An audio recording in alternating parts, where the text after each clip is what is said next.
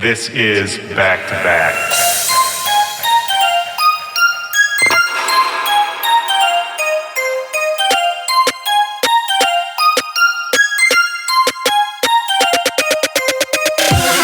All right, guys, welcome to the show. My name is Willie Joy. This is Back to Back. How's everybody doing? How was your Memorial Day? Did you have a good long weekend? I hope you guys were able to enjoy yourselves. Hope you got outside. Hope you avoided the job if you hate the job, or hope you got to work more if you love the job. I hope you got to spend some time with your loved ones. Hope you got to put in some extra work on that passion project. Whatever it is, it's always nice to take that extra day. Memorial Day for me is always tied up in my birthday, which was also this last week. I think when I was a kid, I just thought that we got an extra day off because it was my birthday. But these days, I haven't even had a regular work week in a very long time, so I guess it doesn't even make a difference. My guest on the show today is the mighty Boombox Cartel, or to be more specific, Americo, one half of Boombox Cartel. The other half of Boombox, Jorge, is currently stuck in Mexico. He's not allowed into the United States right now. And that's an unfortunate situation.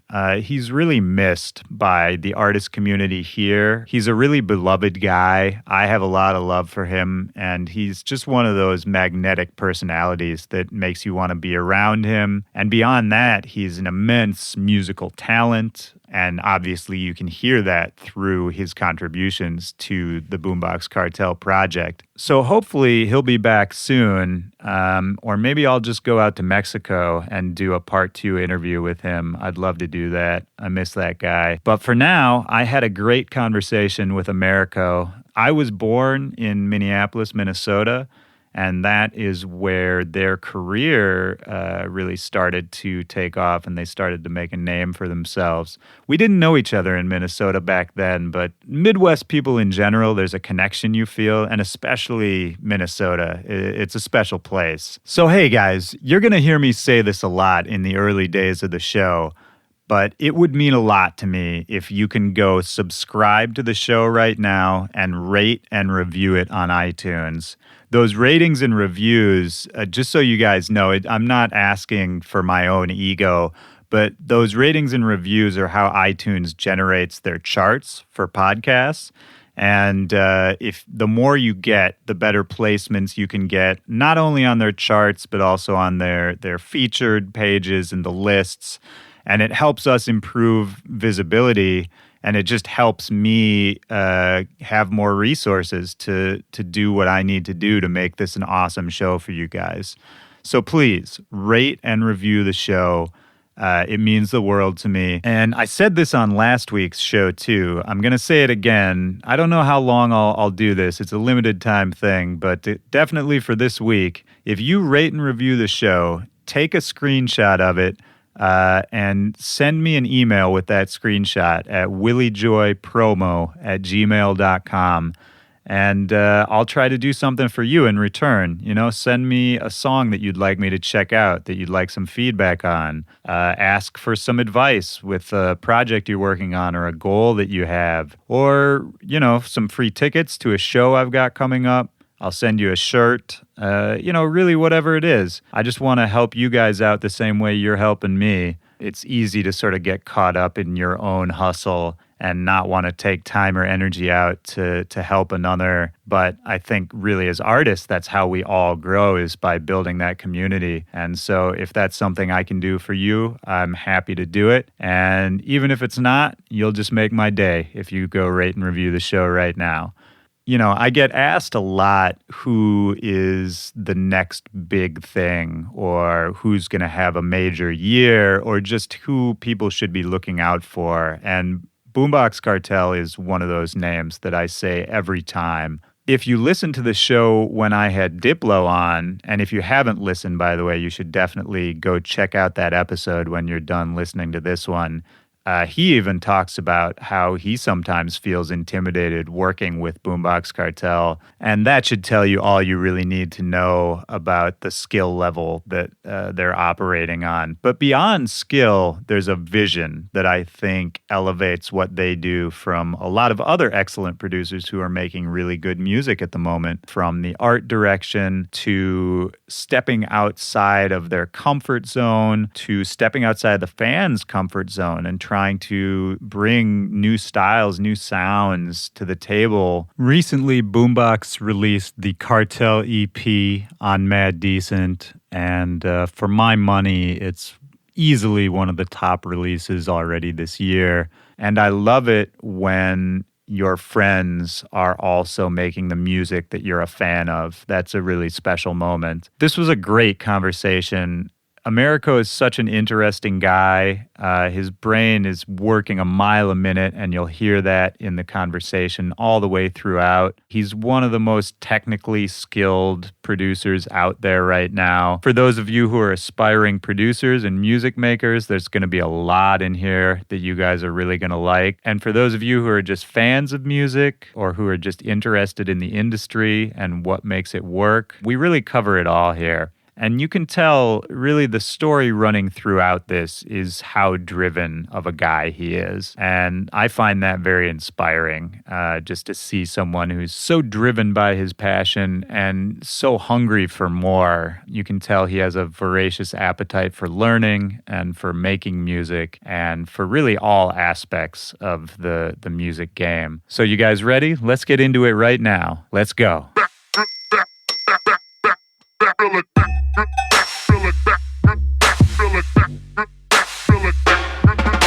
Every DJ loves San Diego for some reason. It's great. It's just like, it's like the heart of SoCal. All the shows out here are great. Well, just live performances in general. I think San Diego shows a lot of love for artists in general. For me, it's like close enough to LA that I can get up there whenever I need to get up there, but far enough away that I don't have to be in LA. Exactly.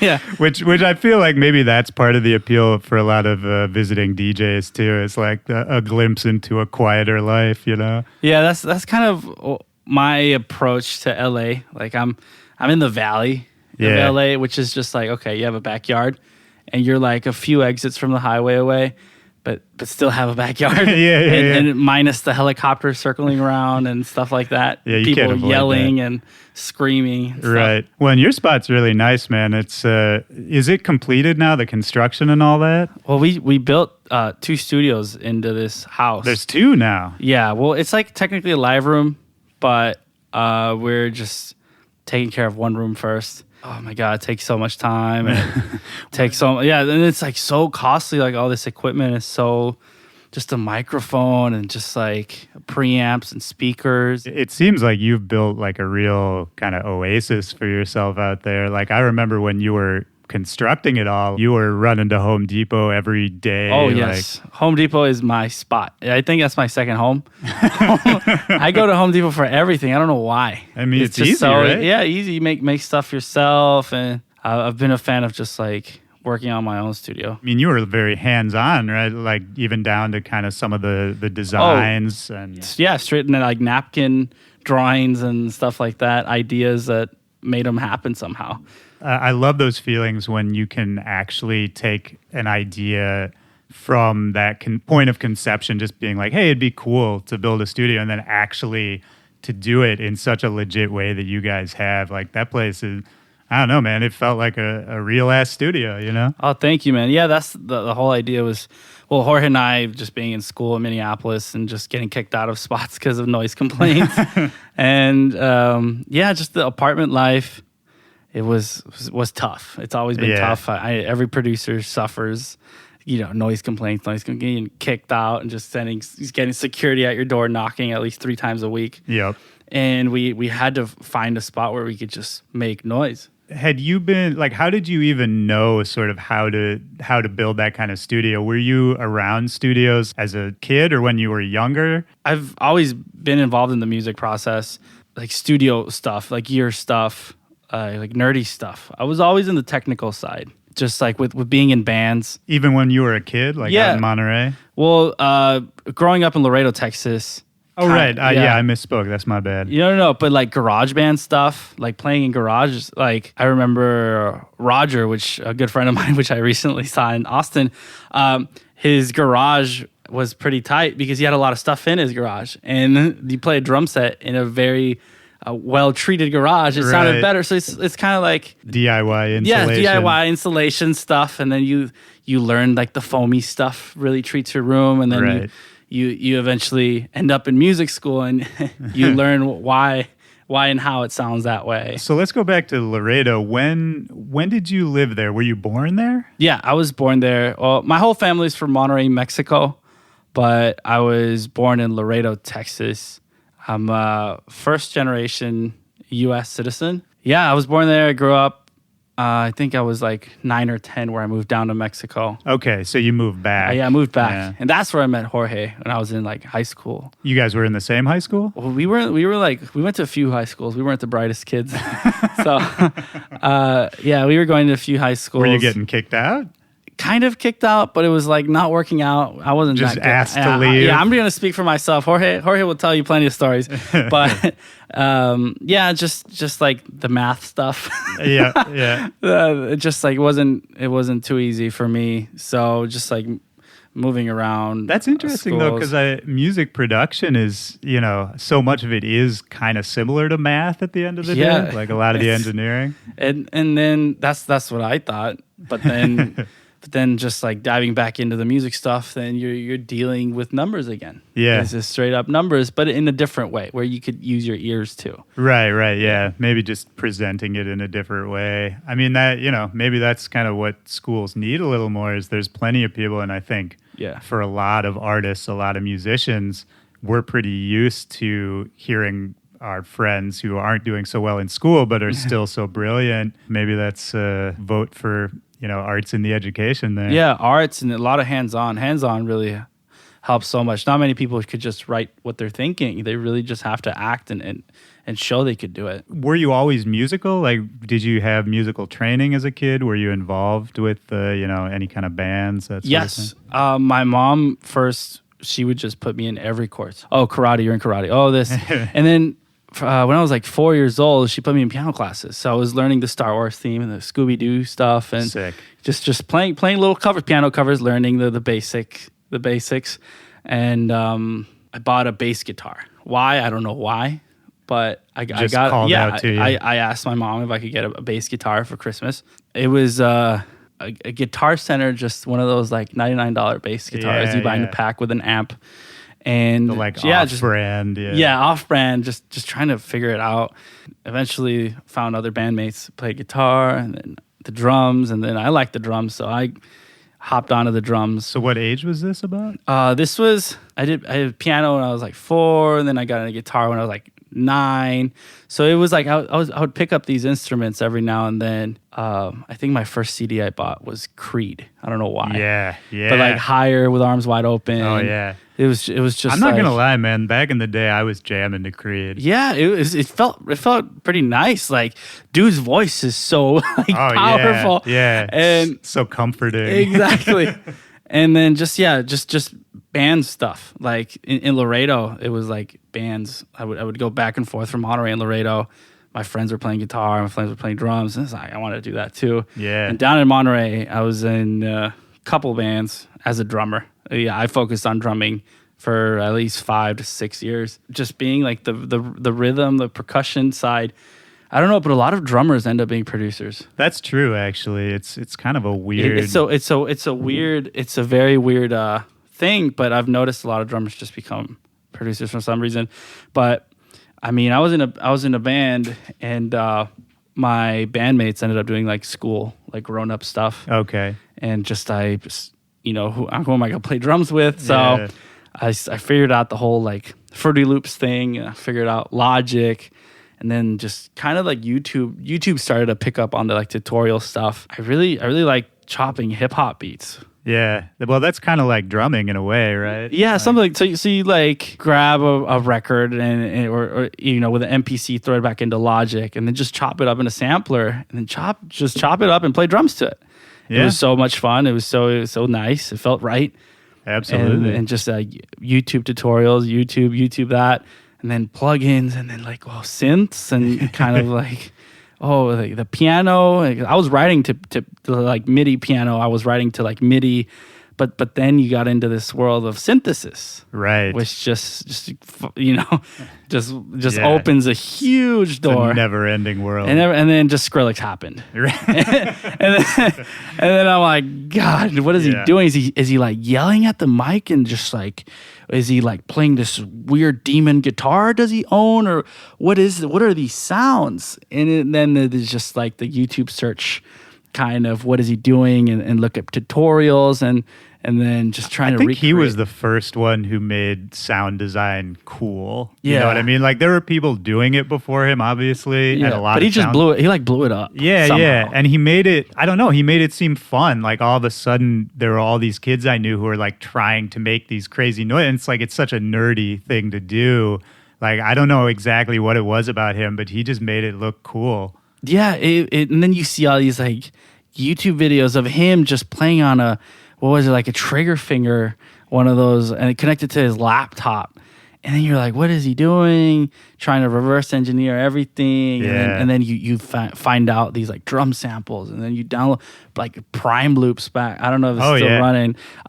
Just like the dubstep packs, and then that's where it all starts. Yeah, the Vengeance samples. Yes, classic Vengeance samples. And then just this whole big world just opened up, and everyone's just creating and trying to make it bigger, louder, faster, and then it just speeds up, and then it comes down to a more technical genre, and then it just speeds up, and then it slows down, and it gets wonkier, and it's always a world changing. Always changing. And it's cool. At least it was a cool moment for me, like when you start figuring out those little first bits of like how people are doing things, or like it's side like chain. Holy side chain! Oh my God. I was doing the volume thing. I was doing it with my hand. I'm like, I want to move this like this and like that. I was automating volume. Yeah. And then I was like, oh God. Then there's this filter. No, but it's not the filter. But it's kind of like, and then this side chain compression. Yeah. And then you're like, whoa, this button. If you select this track, if you bring down the threshold and adjust the attack and release, then that's it. Yeah, that's like, the Bloghouse Electro, like all the. I think that's a special moment in like every producer's life when they figure out. I still remember when I figured out side chaining. Yeah. Yeah, you sidechain everything now. Oh yeah. I have sidechain on the vocals too. Everything. Yeah, you do crazy stuff. Yeah. We don't have to get too nerdy, but we can nerd out once we stop recording here. But get me out of the hole. But no, it's like you can see through the matrix. Like I remember like one of my first songs ever, like just a terrible song I hope nobody goes back and listens to. I'll find it. I know. But no, I remember years later, Bauer used one of the same samples that I had put in like that early tune. And it took me like 6 months. Like every time I would hear that Bauer record, I'd be like, what? Why do I keep like coming back to this record? And then once you sort of figure out those connections, it's like, oh yeah, we're all kind of working from the same, starter pack of sounds and ideas. And, you can do... Just people use them differently. Yeah, it's amazing. Like his track doesn't sound anything like mine, and there's probably 20 more tracks that use the same sample that I wouldn't even know because they obscured it or hit it or did something else. I don't know. I love thinking about the fact that we're all kind of connected that way, even though we make such different kinds of music. You know what I mean? At the end of the day, we're all still using laptops, and just Ableton or maybe Logic. Maybe sometimes the same samples. They're just a little more accessible than others, but we all end up creating different things, which just makes it unique. Yeah, and I think it just comes down to your personality and your brain, and like that's what makes people stand out is kind of their personality. Like that's what it is. And it seems like for you, like you were saying, you've kind of been into like nerdy pursuits. And I remember you were telling me at some point you were doing some coding stuff as well. Yeah, I went to, when I was like struggling in school, and then I kind of found like, it was time for college, right? Right. And so computer technology. Actually, hold on. Before we get to college, Yes. So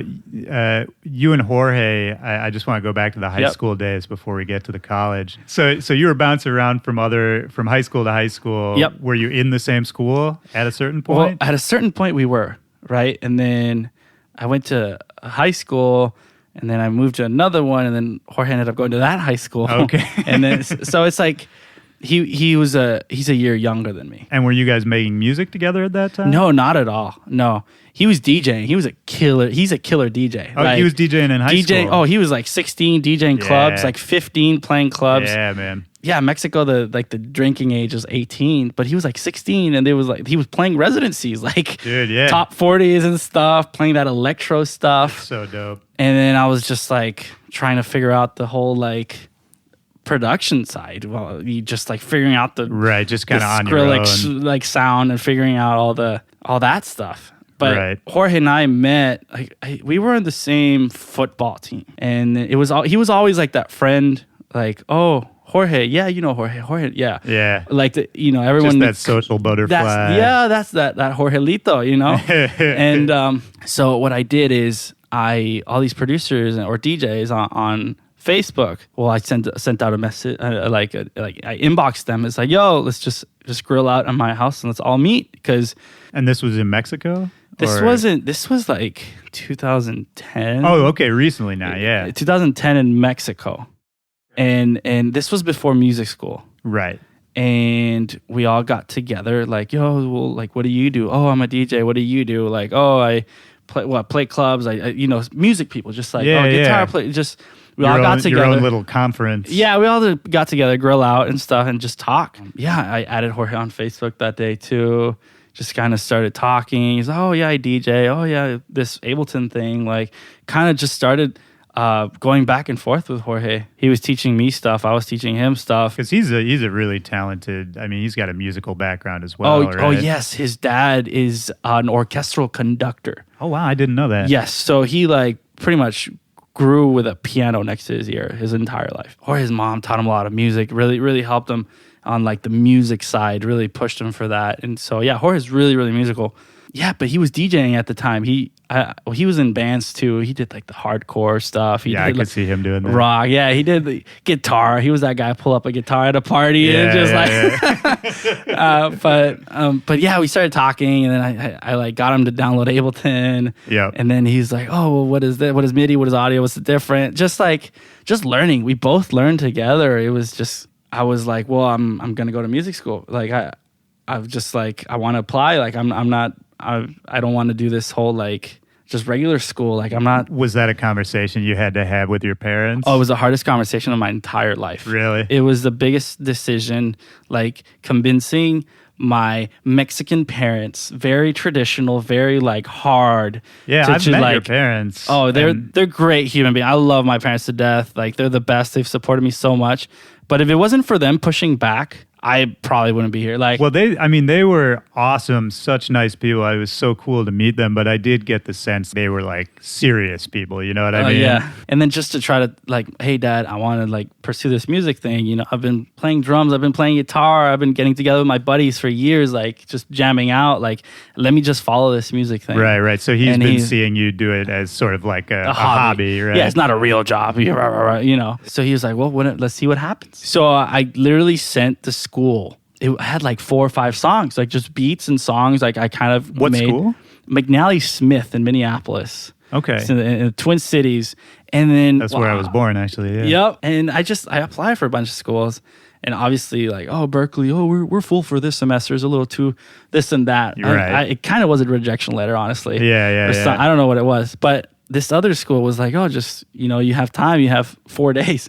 So you better fly out from Monterrey, Mexico to cold Minneapolis in like 4 days. So pack up and get ready and get your books and blah, blah, blah. So it was like, I'm leaving. That's it. Like I want to go all for it. All in 4 days. All in, go to the dorms and stuff and just like music theory. Yes. Oh my God. The hardest for me was music theory. Yo, I had such a hard, I studied music as well. Music theory was just the bane it was of my the bane, existence. but then you see your teacher like jamming out on the keyboard and you're like, damn, I really want to do that. I was all about, oh, this sounds good. I could listen to something. I could play it on the piano, but I could never read like from staff paper. Like I could never read I couldn't. And then just like the notes and learning do, re, mi, fa, sol to like scales, minor, major sevenths. And I grew up playing the trumpet, and I could read sheet music, but I was never taught the theory component of it. Yeah. So, anytime like in the band or whatever, it'd be time to do like an improv solo or something, I just couldn't do it. Exactly. Because I didn't have that skill set. And then,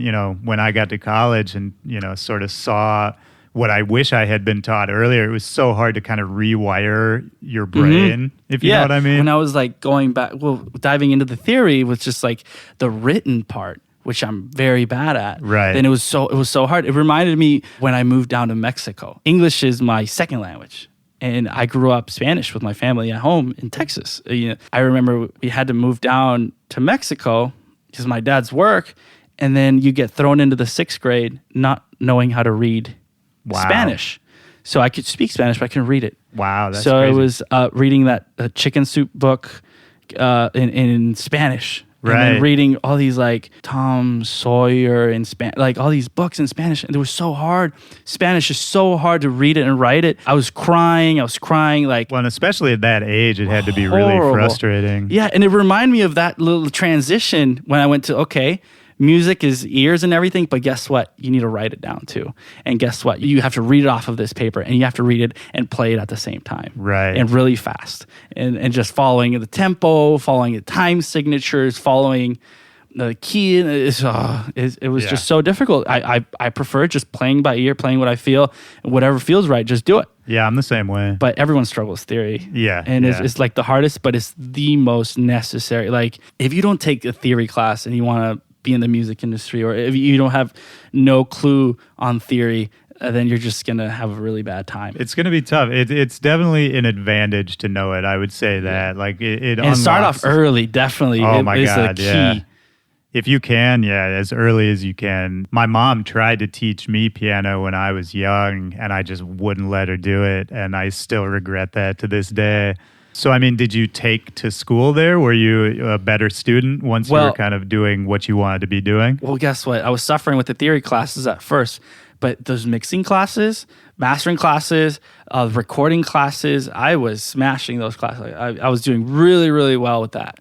And then all I did was literally just get to study, get to work on my theory, and I improved that. And thanks to my teacher, Jay Fuchs in Minneapolis, he literally inspired me to just learn the theory behind it. That's so dope when there's like that one person who can just sort of hand you the keys. You hear him play, you're just going to be like, damn. Piano translates to every genre. It translates to every instrument. Piano is a rhythm instrument, and it's a tonality instrument. Yeah. So it's just that the piano is the right place to start, at the right place to the root, the seed. So going back to the coding we were getting into a second ago, was that kind of happening at the same time? I got into coding right before I got into music school. Okay. I gave coding a shot. I had 3 math classes.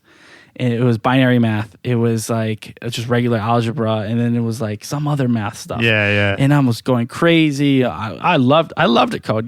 Just interface design, just website, just simple stuff. And then we started getting the network stuff, and then and I'm like, God damn, this is really difficult. And that's the point when I started begging to my parents, like, let me just stop doing this, and just pause it for a little bit. Let me buy some time. Like, let me just pause this.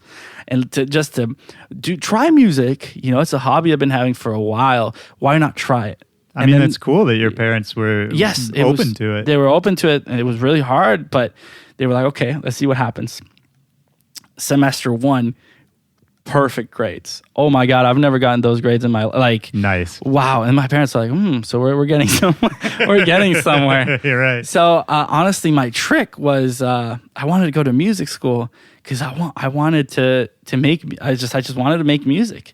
And in music school, you're gonna learn a lot. But did you have like a specific goal of like what kind of music you wanted to make at that point? Oh, I wanted to be Passion Pit so bad. Really? I wanted to be Passion Pit, Phoenix. Yeah. I wanted to be Whitest Boy Alive. I wanted to be like those indie bands. Like I wanted to do all the Ableton stuff behind that.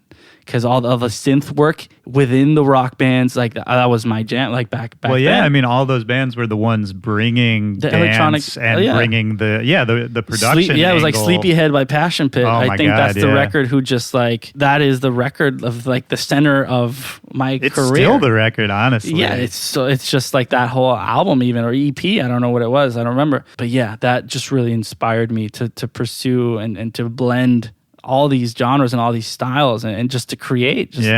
Just make records. Make records. That's literally what I wanted. Just make records. And I was in music school. I would go back to the dorm and make records. Like work on hip hop beats. I've never worked with a hip hop artist before. I've never worked with a rapper before, but they were all in the dorms. You know, all these people were going to school for the same reason.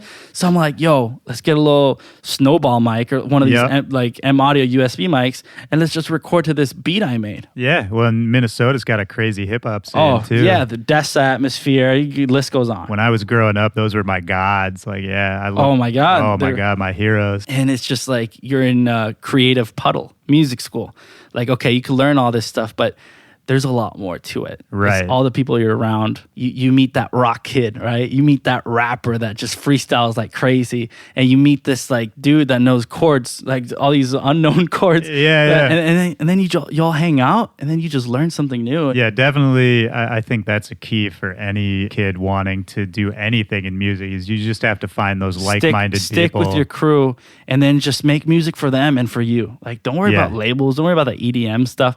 Just like if it's cool. If your friend loves it, your friend's gonna give it to some other friend, and then it's just gonna just blow up like that. That's the thing. It doesn't even matter what the internet is gonna think of it. All that matters is like if you guys are excited about it. Like that's how cool shit happens. It's like just a kid with an idea and his friends get into it, and you know that's how. Yeah, all good it starts music local. is made. It starts local, and then you just take it to the internet. The internet does its job, but just stay in that creative world. Like think global, act local. Think like a kid. Don't let your mind grow up. What's funny, I was just talking to someone about, you know, all the music I love. Like we were talking about Creed earlier and that kind of shit. And like for me, one of my first big albums was Green Day, Dookie. Oh, yeah. And, you know, and there was a bunch of other shit. Like I was a big nu metal kid. I loved, you know, Korn and all that. And a lot of shit that is corny or considered corny now. But for me, the way it made me feel when I was a kid, like that's the feeling I just want to get back to anytime I sit down to make music. It doesn't matter like what it was that gave me that feeling back in the day. It's just that feeling. I'm just trying to find it again, you know? Yeah. For me, it was like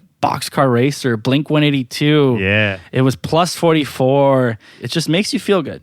And then as a musician, you want to make music that makes other people feel good. And there's like an innocence, right? Like when you're younger and the music hits you and you don't know as much about it. It's That's speaking the key, to like your instincts and like the primal part of you. Yep. And then we get older and now it's just trying to like reverse engineer how do we get back to that feeling, you know? That's it. It's just that gut feeling that I just want this to sound like this, and just make, even though you don't know anything, you just try your best to make it sound like that. And if it feels right, then it's going to be great. So were you and Jorge starting to work together around that time then? Well, when I moved out to Minneapolis for school, Jorge was like, I've been talking to Jorge on Facebook almost every day, kind of bouncing ideas back and forth with him. Both of us just back and forth talking about Ableton stuff. And then Jorge's like, yo, I think my parents are going to support me with just moving on with music.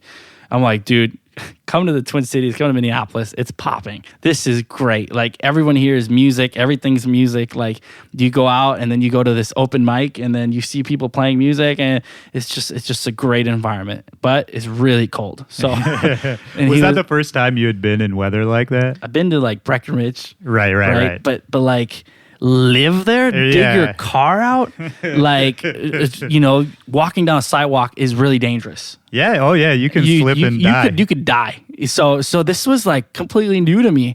Like you stay home. You snowed in. You can't go out. Yeah, you literally sometimes. And guess what? One of the most creative days was when you're just snowed in. Yeah, the choice is taken away from you. No sun, just the darkness of you and it was my first time. That just like the coldness like that. Jorge was like, "Oh, I'm fine with that. You know, I just want to continue doing this music thing." And he moved up to Minneapolis too. He decided to do the dorm life, go to music school. That's where the fun started happening, because he was learning stuff. I was learning stuff. EDM was starting off. I think it was like the end of 2011, I think. And it was like Uzi and then kind of like it was like dubstep into trap era. Right. And then, well, I've been trying to make like Momotan dubstep. I tried all those out when they were popping. Then this little trap thing started happening out, and Jorge and I was just in my apartment in Minneapolis. A lot of friends were over at my apartment, just hanging out. Literally, it was just cold. I remember this was the end of 2012, getting like mid-December, and then we're like, oh, we're gonna upload a track to SoundCloud. Like, what should we? Like we remixed, we like did a little bootleg of something. Right. What should we name our project? We were asking our friends, and they're like, "Oh, we all are Mexicans, and yeah, well, the cartels, yeah, oh, the cartels," and they were Jorge and I were like, "Oh yeah, I mean, I guess so." I mean, it's catchy, sure. Yeah, and then and then this other person, I don't remember who it was, but it was like, "Oh, the good kind of cartel, the music cartel." I was like, "Oh, Boombox," like. So we kind of brainstormed as as friends. And then we checked for usernames because that's like, I don't know, we just checked Twitter and it's always available. Checked Instagram. Yeah. So your classic like start a new project process where you just go get usernames and you're like, wow, they're all available. What the hell? That's a pro tip if anyone's listening. Check those usernames before you commit. Like start your project, work on your craft and stuff. But the usernames and the name, like, as long as it's something, it represents you and it's available on the internet, then just do it. Because then you're just going to be Boombox Cartel _333 or something like that. Yeah. So just to keep it looking nice. But yeah, it was like send it to blogs, right? Obviously email like 1,000 people and get one declined response. That's how it goes, right? Just no one's gonna care about your music, honestly. Like back then, that was the only way to get it out. The blog had to post it, otherwise no one was gonna hear it. Exactly. So just emailing and then just no one responding and hopes up, right? Still emailing but no response, and just doing that for a while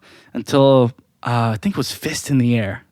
Yeah, shout out to Fist in the Air. I think it was Matt, first blog post ever, and we're like, whoa, that's it? We're rock stars, like. Yeah, you're like, look, mom and dad, we did it. Yeah, look, that's it. I'm quitting. I don't need any. Like, goodbye, guys. I'm buying a mansion. No, but it's that little step, and then Adventure Club. Oh yeah. They started playing that. And we're like, what? Oh my God. And then just another like, oh my God, this is it. We're rock stars. Huge moment. And then just like step and step and step. And then you just get support from other people. And then you get people like your tracks and they comment on them and they follow you. And then this feels so good. It's the best feeling ever because you could relate to these other people and they like what you're making and it's just the best feeling in the world. Yeah. Finally, you get that feedback that, you weren't crazy. Like there is something to this. And then just a snowball effect. So were you guys, did you start performing in Minnesota as well? Yes. We were doing like side stage, like back room. I think it was Nada Strum was playing. That was our first Boombox performance. The Loft is really good. Oh, yeah. The back room, there was like a skateboard ramp right next to us while we were playing. The Loft is crazy, man. I remember that still. I didn't know how to play on CDJs. I've never owned a pair of CDJs. Those things are expensive. Yeah, they are. So it was just like, Jorge's like, oh yeah, the club I used to play at, the Top 40s club, well, they have, Jorge had CDJs too because he invested in a pair early on. And were you playing CDs at that time? I think it was USBs. As Boombox, yeah. USBs as Boombox. Because I only knew Technics, just like sampling records and stuff like that. Just following Jazzy Jeff, AM, DJ AM. Just like that. That's the only DJing I knew. Right. But Jorge just taught me how to DJ on stage. Jorge showed me how to DJ on stage. Amazing. Like, he was like, okay, this is a play button, this is a cue button. The cue button's like a play button, but it just starts it all over. it just takes it back. It's like, oh, fuck, okay. It's funny because, now obviously like using a CDJ is like the most basic thing to us, but the first time you look at one of those. It's like a spaceship. Yeah, it's like you're trying to read an alien language. I remember staring at one for so long and just not being able to figure anything out. And then like train wrecking, not knowing how to DJ. DJ, and your cues were all messed up, and the emergency loop, and you don't understand all this, and all the janky, like... And you're doing this on stage. Oh, my God. And then everyone's kind of like, oh, are they just like, do they know what they're doing? It's the only way you really learn, I think, is by kind of fucking it up the first time. Yeah, you have to fuck it up, for real. So did you graduate from the music school? I got kicked out of music school. You got kicked out of music school. Because we were touring. We ended up touring, and then it was like, yo, you could play Seattle, like you could play Tampa. They're flying you out, right? Oh my God, they're flying you out to play these songs you made on your laptop. They're gonna fly you out, and they're gonna give you money on top of that. So even back then, people were flying you guys out. Yeah, our first out-of-state show was down in Florida. It was like a Tampa show, I think, or Orlando. What do you remember about that? Oh my God, what do I remember? Sherman, good friend of mine, Sherman. He was promoting the event. He's like, yo, you guys are tight, and then just flying you out. That's where we met, like, Mo Green, Big Mac, R.I.P., oh my God. Milo Notice, I think Nims was there, Henry Fong. They were there. And then it was like, oh my God, they're people from the internet. I know these people, and then it's just like the community, and then you follow each other on Twitter. And I mean, I think it's funny how that works. Like, you know, all of us have all these friends all across the country and even around the world that we don't really see that much. And maybe we don't, you know, if you looked at it on paper, we don't even know that well. Like you just mentioned Big Mac, who passed away. Yeah. And, you know, I remember with me and Big Mac, like I met him in person maybe, I don't know, less than 5 times. But, you know, for years and years and years. But over the years, and it feels like a connection. Yeah, it's crazy. You know, you stay in touch online, and you're, you know, listening to each other's songs and playing each other's songs, and you're part of this community. So then when he passed away, it was this giant blow, you know, that I even felt. So I felt like maybe I didn't even have a right to feel that way, because I'm sure there are lots of people closer to him, but you could tell just for the community, like just losing a person like every that. time, the hospitality he would receive everyone with, like it's just like that's the feeling of it's the community. Yeah, that's the power. That's of the power of yeah. everything. Like, yo, when DJs are just starting off, and you know promoters don't give them much money, yo, we would crash in other people's couches, doing those Midwest runs before we were even flying out to places, like driving out to Fargo, driving out to Milwaukee, and literally staying at other people's houses just to play that show for $50. Yeah. Just to pay for gas, and that's it. Yeah, you think about some of the crazy places you slept just to, you know, chasing that dream, and man. But it's all worth it. It's so worth it. It's so worth it. So you got kicked out. I got kicked out of music school because we were touring. Right. Jorge just, I think Jorge just stopped going to school. Just gracefully exited. Gracefully exited. And it was like a teacher told me, it was my mix teacher. And, you know, he taught me so much. But he was like, I told him, teacher, could I take the exam a day before? Because on Thursday, I'm flying to Seattle because they're paying me. They're like, I'm doing a show. Like, oh my God. And he's like, no, you need to take the test the day just like everyone else. And I'm like, oh my God. It was a 7 a.m. test. Oh man. And, you know, of course the shows end at like 2 a.m. So I can't fly from Seattle to Minneapolis in 4 hours. It's not possible. Or it's just like, it's not possible. So I'm like, I'm sorry, teacher, but I really have to do this show. This is pretty big for us. And we played a really shady club in Seattle, and it was the best feeling ever. And then was that Volume? It was Volume, dark and neon-y and smoky, and then we saw the Needle, right? Right. And it's like, whoa, music stuff took us here. And we're in a hotel because of that music stuff. It's a special feeling. We're traveling. We're making music. Like, we're feeling good. It's just like, oh my God, it doesn't feel like work. Once you guys both kind of got out of school, did you move to LA pretty soon after that? Or were you in Minnesota for a while? We were in Minnesota for a while because we ended up getting a house with Ian Everson. It was 4 of us. We got a house. We got like a 4-story house. We were paying like $300 a month. Minnesota rent is so awesome. My God. We each had a floor in that house for some reason. And then Travis was like a dubstep dude. I was kind of doing a little bit of everything. Jorge was the electro master. He was on the upstairs. I remember that. Yeah, he was upstairs. And Ian is an amazing singer-songwriter, just like writing lyrics, tracking demos in it. So it was a very creative house. So we like maintained that after school. This was when we were making like just house music, just big room stuff. Yeah, I remember some of those early tunes. We stayed there for a year and a half at that house. It was like, oh, you want to renew the rent for another year? And we were like, well, if we're not in school, we're in Minneapolis. Jorge, let's go big or go home, just LA. Why not?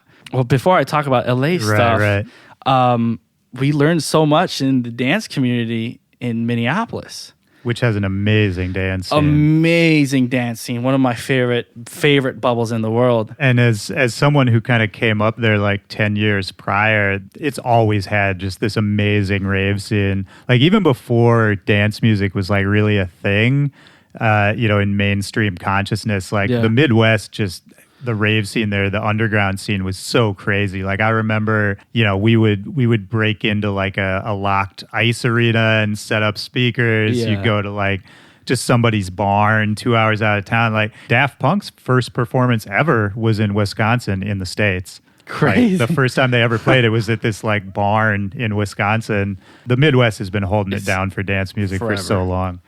Where did we meet? I heard of you guys, or like first found out about you guys through SoundCloud, I think. Yeah. And before I knew you guys, like we were following each other because we knew each other on the internet. So like, we were following with just Willy Joy tunes all the fucking time. Ah, man. And just like, it was just like an internet friendship. Yeah. And I was playing, there were a couple of those big room house tunes you were talking about that I was playing constantly. Oh, God.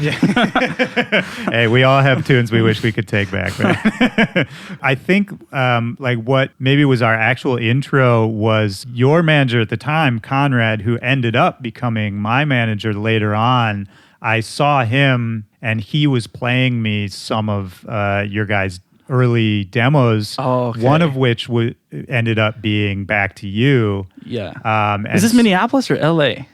That was probably LA at this point. At the beginning of LA. I'm trying to remember because I knew Conrad in Minnesota and then also in California. Same. But yeah, this was probably, you were probably in LA by that point, and I don't think we had officially met yet. Yeah, it was just an internet thing, but so many great artists from there that we just kept together and stayed together and playing just local shows, and then we had like an after school like club. It was an EDM club. For real? Yeah. Jonathan Gehring, he plays keyboards for like Devil Wears Prada now. Oh, okay. And he literally taught me a bunch of stuff. He taught me Silent. He taught me like so much. Andrew Hill, Nostalgia taught me a lot of mixing stuff too, and just learned so much from Minneapolis. And then we played all those festivals in the middle of nowhere. And oh my God, it was like raining and just muddy. And always. Just like played inside of a pyramid, right? Antic Studio, shout out. Playing a projection mapped pyramid. Like Antic Studios was like changing the game with like production stuff. I remember that too. Yeah, I wasn't living there at the time, but even so, I think just coming back to visit, like I'd go see my parents, I'd go check out a show at night, and I remember they were just running the game. Yeah, the light, the setups, their stage designs, and they came from a lighting production background. We came from a music background, and these like promoters were like, they just wanted to be businessmen, and we all came together and just like created these like just bootleg festivals and bootleg shows. And then now all these like major, they're like big time promoters, and these guys are big time production companies, and then we're just like making music. Like that's how it happens, man. And I love that story because that's how it should be. It's just a bunch of like-minded people in the same place working with the same goals, and you don't worry too much about where it's going to end up. You're just worried about making something cool. Exactly. And then you look where everyone ended up, and everyone's still doing something cool. Yeah. And then just right after that, we ended up going to LA. Just threw everything in a U-Haul. Drove out to LA. The siren song of LA. Just didn't know anyone. We had our Twitter friends and our Twitter producer friends. Yeah, you can finally start putting the names to the ats. Yes, and then just like collaborations and hanging out with these people. And oh my God, they're just like us, but from another place of the city. They also moved to LA. And you were living together out there? Yeah, we had an apartment. Jorge and I had an apartment. That's when you were getting all those noise complaints? Oh my God, so many noise complaints. Just like this like lame security guard, like just, hey guys, could you just turn it down, please? And yeah, and then it was like one of those apartments where just like the walls were so thin, and you're trying to make some bass music. Like we were making B2U. those days, right? So if you listen to BTU, try playing the drop in an apartment complex and try to figure out, try to write the low end to that song. Try to write the sub part to that song and turning it up. Yeah, see what happens. Yeah, BTU got us a good like 8 or 9 noise complaints. I bet. But yeah, it was just like trying to break down boundaries and getting inspired by so many people. And when did you make BTU? It was in North Hollywood. I don't know how BTU is like, what, 2 years old? Something I think like BTU is like 2 years old. That's crazy. It's actually, I was about to say longer. It's 2.5. I say 2.5. I mean, it's wild how much can happen in 2 years. Yeah. And Jorge was in the States at that time. It took a while, like once you put that out for it to kind of catch fire, right? Oh, nobody wanted that song. We sent it to Mad Decent. We sent it to Ausla. We sent it to Spinnin'. We sent it to every label you could imagine. We sent, at least 50, 60 emails. Yeah. And we got responses from big labels actually, and they were like, "No, this is not going anywhere. Like this is whatever." Did you know? Did you feel really strongly about that song? Well, we felt like, damn, like if Ausla says no and Mad Decent says, and all these people were saying no. Think of all the demos they listen to. Think of all the other songs they say no to. And it's like Jorge and I really believed in that song. Ian had written some amazing vocals to that, and we're like, dude.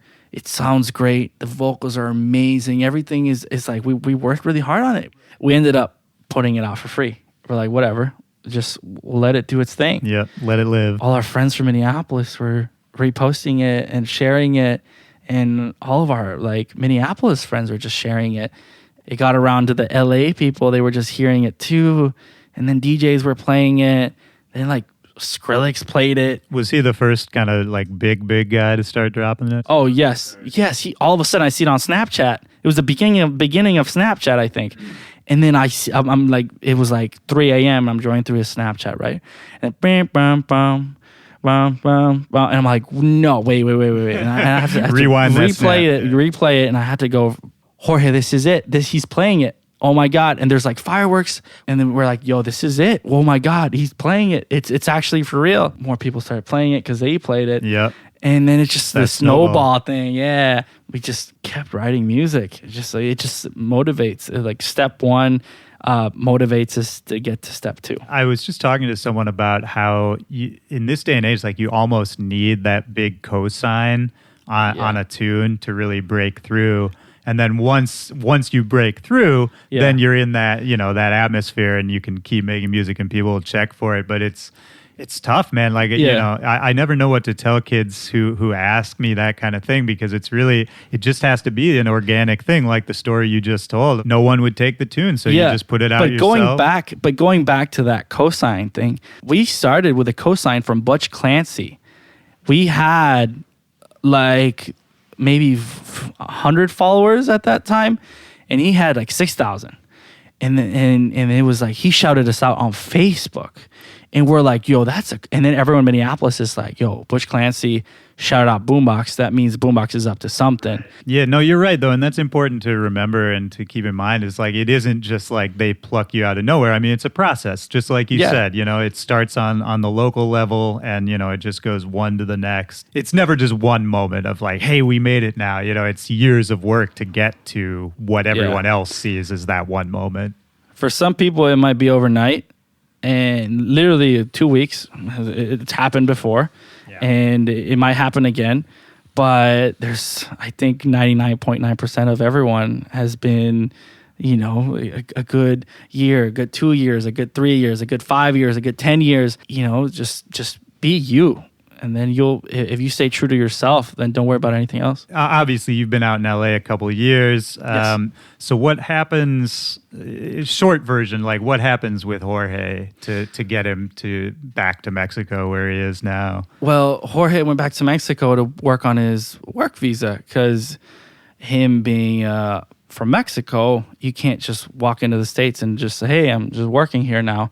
You have to go through a process, interview, get paperwork from record labels. You have to show the government that you're a legitimate artist. And it's just like, there's a big line, there's a big wait. It's been very complicated for us because it's like, you're a producer and you produce under a name called Boombox Cartel. And red flag. Yeah, just that it's word like, alone. You're a Mexican that does Boombox Cartel, red flag. It's like, oh. Well, and then especially now. Especially now. Oh my God. So many programmers and developers, like people with real jobs aren't even getting in. Right. Like it's just like not even, they're not getting granted like access to. Well, yeah, I felt really bad for Jorge, obviously, when it happened, but then when Trump got elected and he wasn't back yet, I was like, fuck, man, this just got so much worse. Yeah, and it's just like all of negativity and just like now with all this going on and the bans and stuff like that and the walls, Jorge and I took some time off. We just regrouped. We got together. This was just recently. And we're like, dude, this is fucked up. Like, we're not selling drugs. We're not like stabbing people. We're not doing right. Like, we're just trying to make music. Well, and this is happening. Yeah, we're just trying to perform in the U.S. Because you know what? And we're gonna make music no matter fucking what. Like, we're just gonna keep doing our thing. Like, okay, I could get banned. I could get deported. I could get my whatever. But guess what? I'm just gonna still keep making music. I'm just gonna make it somewhere else, and I'm gonna keep shooting it this way. I'm gonna keep doing whatever I need to do. But I mean, my parents didn't stop me from doing music. Right. It's like, do you think the government's gonna stop me from making music? Do you think the government's gonna stop Jorge? Jorge is one of the strongest human beings I know. He wants something, he's gonna get it. 100%. And the audience, the U.S. audience is hungry for it, you know? Like, that's not going to go away either. The fans have been so supportive that's why we're still doing this stuff. I don't know. If it wasn't for the fans, honestly, if it wasn't for the fans, that's it. If it wasn't for the fans, we took a step back and we were like, yo, no one's going to stop us. We're just going to keep doing this thing. And then we're going to keep pushing. I mean, did it change the working relationship, obviously? A lot. So much. But thanks to technology, thanks to Dropbox, thanks to Splice, FaceTime, Skype. I mean, yes, it was one of the hardest things ever for our careers, or for Boombox. That's the toughest thing. I'm over here like playing these shows in the U.S. because, you know, we're getting a lot of bookings in the U.S. And it's keeping the big Boombox market. It's the big market. You know, in Mexico was delayed like 4 years. Like, EDM wasn't even a thing till now. Look at EDC Mexico we just played. Holy shit. Like, we're going to keep making music in Mexico. We're going to keep making music in the U.S. We're going to keep making music wherever. Even though they kick us out, even though they don't want us there, we're going to keep making music. You know, with you sort of being the primary touring guy, you know, when you're in the States. But it's just in the States, yeah. Right. But it's most of our shows, yeah. Yeah, for the moment. I mean, has that been tough on you? Do you like to travel? Do you like to tour? Do you get stressed out with it? I stress out a lot. I have vitiligo. I have this like skin condition where stress like messes up my immune system and like it destroys my pigmentation. And you know, the doctors say it's because of stress, and it's just like the wrong type of adrenaline, and it's just like just putting together a show, getting together the right production, getting together the right visuals, and getting together all this stuff, and being on the phone with Jorge, being on the phone with management, being on the phone with promoters, being on the phone. There's a lot more. Yeah, so much goes into it that people don't see. The merch, like I'm not going to sell something. Jorge and I aren't going to sell something if we're not going to wear it. Like, we're not going to sell you guys some shitty merch. We go into the screen printing process. It's just like so much to it.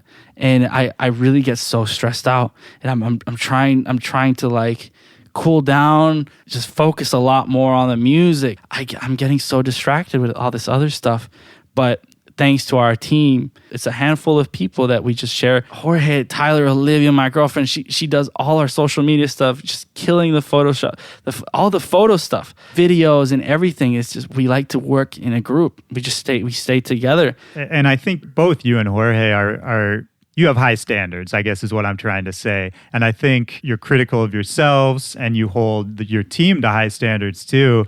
I think that's why you're able to do what you do, but then that brings a level of stress along with it, you know? Yes, it is. To try to maintain like that level of quality in everything you're doing. We all have to be perfectionists. We all have to. And this is a duo. This is not me. This is Jorge and I. This is a duo thing. And I like some things, Jorge likes some things, and we have to work together because this is our image. I remember a really early show that you and I played together. The sound was like really bad. Oh, terrible. And like really, really bad. And I was playing first, and I played my set and kind of just got through it.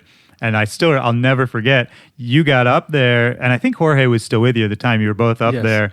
And, you did like 20 or 30 minutes, and then you just got on the mic and you were like, hey, guys, I'm sorry. We're too good for this sound system. Like, we just can't do this. Yeah, it was just walked off. It was me being very, very frustrated because that's, it's like you get a speaker and you remove someone who talks to people, right? And you remove their microphone. Right. So then it's like... But see, for me, like that was an inspiring moment for me because I felt the exact same way, but I never would have actually done that or said that. And I felt, but it was like a problem. Like us as artists, like don't have control over that. A lot of people like, oh, the music stopped. Oh, Boombox, you suck. Or it's like, oh, Willie Joy, what's up? It's all your fault. Why isn't it loud enough? People don't know. And when you're in that moment, if something messes adrenaline, up, oh man, yeah, Yeah. like the littlest thing can seem like such a big issue. Even me, and like I like to think I'm pretty even tempered, but like something goes wrong while I'm in the middle of like an important moment of the show. It's a mood I'll killer. say the It's a worst vibe thing. killer. Yeah, it's crazy. It just ruins everything, and it's just like that's not the message you're trying to show these people. I was inspired by you actually sort of standing up for yourself, and I feel like you still are. I felt like a dick though. Like I didn't want to say that. I didn't want to be like. I felt so frustrated. It was like I was being censored. I was like muted. It was like someone was turning the volume down on me. You just feel like, what do I do? There's nothing I could do, and you get so frustrated. Right, because then it reflects badly on you, but a lot of people may not understand why. Yeah. These days, how do you deal with those kind of problems? I do a lot of prepping before. Yeah, that's important too. Every show we do, we just try to communicate with the production team, communicate with the sound guy, go to the venue early to do sound check, make sure everything's running perfectly because that's a show.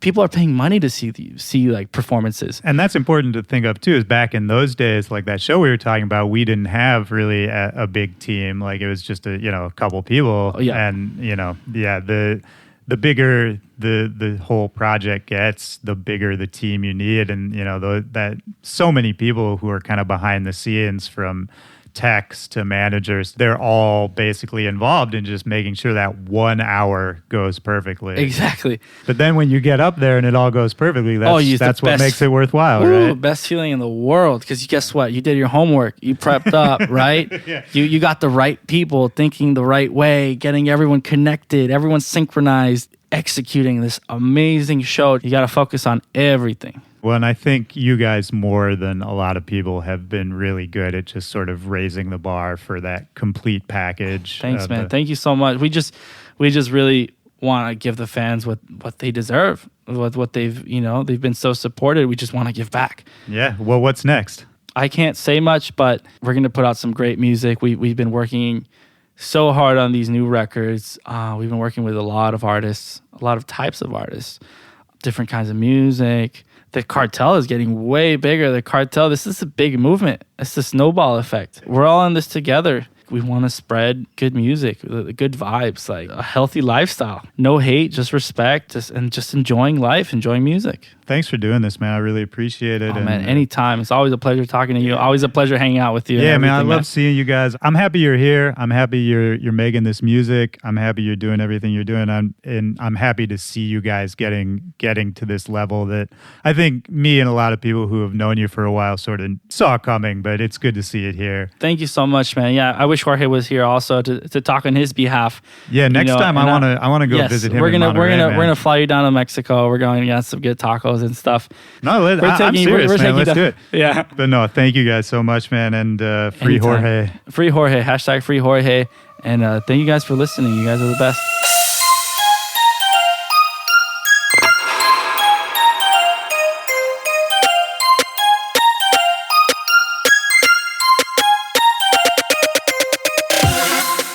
All right, that's the show. Thank you so much to Americo from Boombox Cartel. It's always such a pleasure when I get to catch up with him. Old-time friend and just such an impressive guy. Shout out to Jorge. We miss you, and we really hope you're back in the States soon. If you're not, I'm going to come to Mexico to find you, and that's a promise. And I hope you guys listening at home enjoyed that conversation as much as I did. I think there's really a lot to learn. I think you could go back and listen again and find some things you missed the first time around. I know I did. And guys, if you like the show, if you like what you're hearing, I have so much more planned for this, so many more guests that I think you guys are going to flip out for, but I need your help. Please subscribe to the show and rate and review us on iTunes.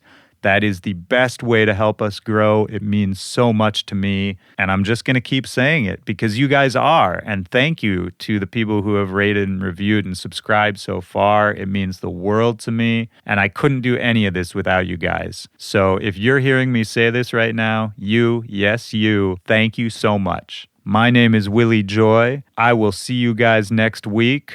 We're going to start June with a crazy episode, probably my favorite of the show so far. I'm not going to tell you who, but stay tuned. I'll talk to you guys then. Peace.